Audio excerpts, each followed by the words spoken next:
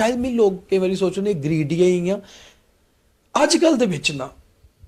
तू ही मेरे मन मैं बड़ी बार सोचना कि मेरे घर भी करना होना दोस्तें च भी करना कि यार बड़ा सारा कुछ बनदा या टुटदा ਉਹਦੇ ਵਿੱਚ ਕਾਰਨ ਪੈਸਾ ਹੁੰਦਾ ਉਹਦੇ ਆਈਏ पैसा एक ऐसे नहीं ये दो चीज़ा ने उन शायद विकास पे गया इस तो बाद आखन क्यों आखन कि नहीं मैं गलत आखा था शायद मेरी गल नहीं गल पर वो शायद दूसरे तरीके कन्नै सोच पर ਉਹਦਾ कारण ਇਹ ਹੁੰਦਾ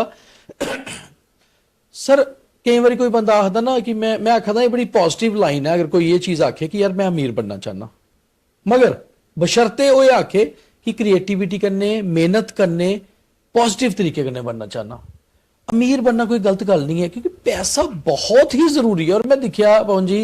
रिश्ते बंदे टुटते दिखे पैसे की वजह करने बंदे भी अजकल पैसे की वजह करने मतलब अजकल असलियत घटिए दे रिश्ते च पैसे की वजह करने दो लोग जुड़ते कि इकट्ठा पैसा कमाने फिर अगे बढ़ते फिर टुटी भी जाते क्योंकि नहीं करी पाते तो इस करिए मिगी लगता है पैसा बहुत जरूरी है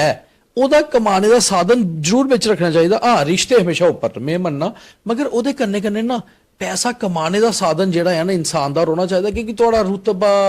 थोड़ा रहन सहन थोड़ा बैन खलोन थोड़ी सोसाइटी थोड़ी जेबे पैसे नहीं होंगे ना नहीं चली पाती ये बड़ी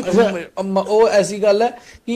और अस ये भी सोचना कमाना भी सही तरीके करना कई बारी पता क्यों होंदा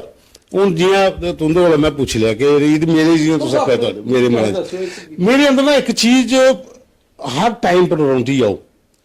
उसी लिए मैं बड़ा अपने आप सोचना भी रहना कि मैं चलो घर जा